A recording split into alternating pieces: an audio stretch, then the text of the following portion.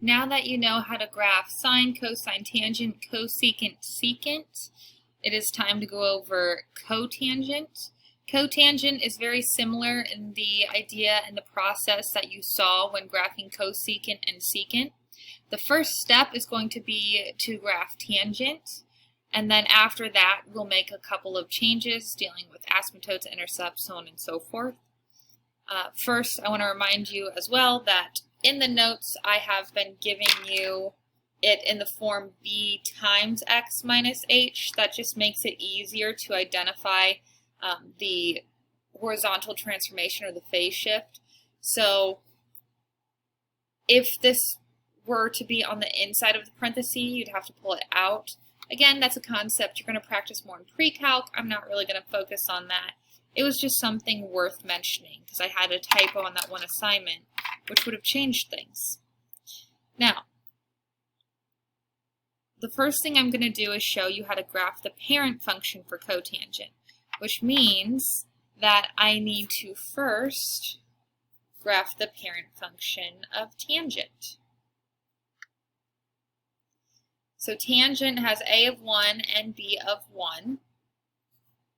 Remember, the period for tangent is found using pi over the absolute value of b. So pi over the absolute value of 1 is just pi in this case. Let's label our tally marks. So I'd have pi over 4, pi over 2, 3 pi over 4, and pi. And then you'd label the negative, so negative pi over 4, negative pi over 2, negative 3 pi over 4, negative pi.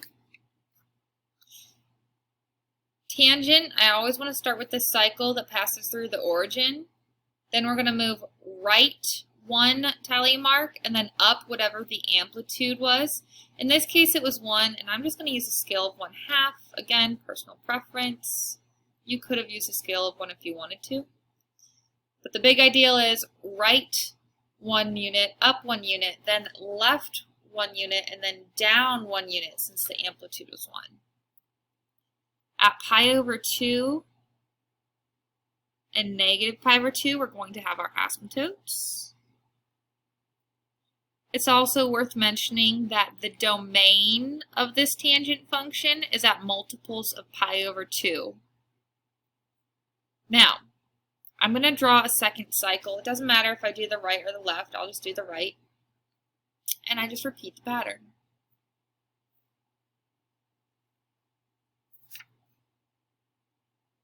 Now, for cosecant secant, the maxes became the mins became the maxes, and we had vertical asymptotes wherever sine or cosine was 0. For cotangent, we're going to put vertical asymptotes wherever tangent is equal to 0. So any x-intercepts becomes an asymptote, which I see here at 0 and here at pi. Because the inverse of 0 is undefined, because 0 over 1 would become 1 over 0, but the inverse of undefined, 1 over 0, would become 0 over 1, or 0, which means wherever we have an asymptote already, it's going to become an x-intercept. So asymptotes become x-intercepts.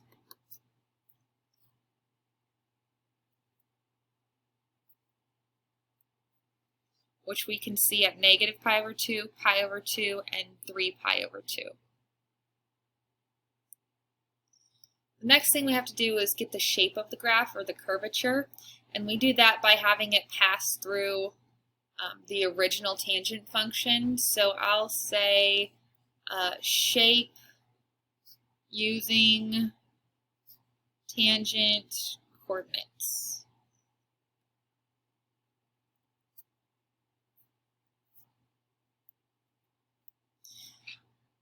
Starting at this x-intercept, I know that it's going to approach this asymptote because I always approach but never quite touch. So the question is, do I want it to go up or down? Well, we want it to pass through the coordinate of our tangent function, so it's going to go down, passing through that point, negative pi over 4, negative 1. Now, between these two asymptotes, I'm going to have an S-shaped tangent curve. Starting at this x-intercept at pi over 2, as I move to the left, I'm going to want to go up. See how it passes through that coordinate pi over 4, 1, and it's going to approach the asymptote at 0. The right would move down, passing through that coordinate of 3 pi over 4, negative 1, approaching the asymptote at pi. And my third x-intercept that I have on this graph, as it moves to the left, will go up because it's passing through that coordinate right there, approaching the asymptote. So what I have in red would be the parent function for cotangent.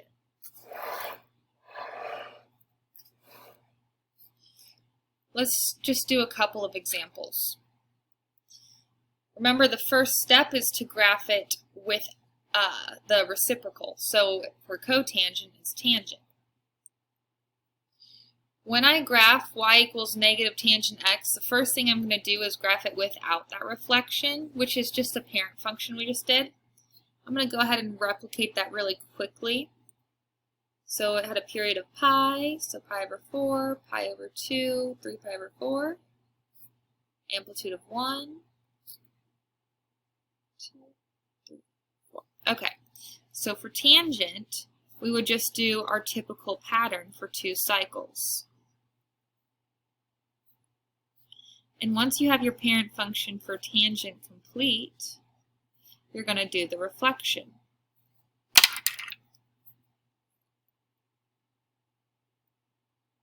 With a reflection, the asymptotes and the x-intercepts remain in the same location. It's the coordinates that flip or are reflected about the x-axis. So what I have in red is what negative tangent x looks like. And now it's time to create cotangent. So our x-intercepts are becoming vertical asymptotes, and our vertical asymptotes are becoming x-intercepts. So I have a x-intercept at negative pi over 2, pi over 2, and 3 pi over 2. My original x-intercepts were at 0 and pi. So those are now vertical asymptotes. To get the shape using the coordinates, make sure you're looking at your reflected tangent function. So you're looking at the red graph, not the black one. Meaning at negative pi over 2, when it moves to the right, we're going to go up and approach the asymptote. At positive pi over 2, when we go left, we'll move down, and when we go right, we'll move up. Make sure you're showing that it's passing through these coordinates we have on the tangent function. And then at 3 pi over 2, as we move to the left, it goes down. Example 2. The first thing we're going to do is we're going to graph y equals tangent 1/2 of x minus 3. So while I'm doing this, the first thing I should do is graph it with a and b. Now because b is 1/2, the period is, oops, let me scoosh this over. The period is pi over 1/2. Some people have been having difficulty with this. It's just keep, change, flip, so this becomes 2 pi. That helps us write the tally marks for our x-axis. Make sure that you do tally marks on both sides, so to the right and to the left. And the amplitude was 1, but I am going to move it down 3 at one point, so I am going to use a scale of 1 in this example. Following the pattern, I start with a cycle that passes through the origin, Move right one, up one, left one, down one, which means I have asymptotes at pi and negative pi. Draw your second cycle. It doesn't matter if you do the left or the right. Out of habit, I'm just going to do it to the right.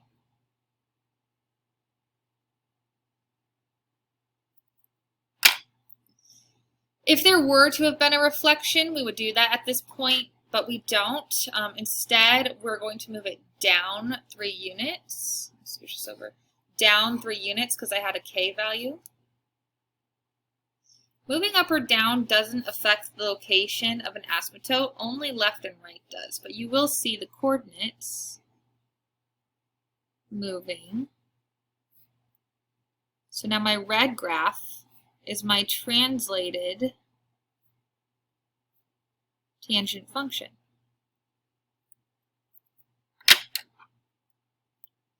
Now, because I've moved it down 3, I now have a center line, or my line of symmetry, at y equals -3. Which means when I'm looking at x-intercepts, I need to look at x-intercepts on this center line.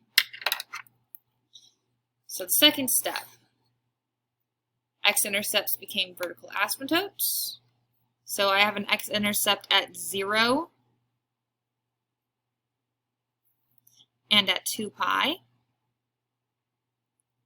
And then the vertical asymptotes become x-intercepts on our center line. So you can see here at negative pi, I have a x-intercept on the center line, y equals -3. Same with at pi and 3 pi. Now I'm going to get the shape using the coordinates. So from here, I'm going to move down. Over here, I'm going to move up, and then down, and then up. It's just going to take some practice, so let's do another one.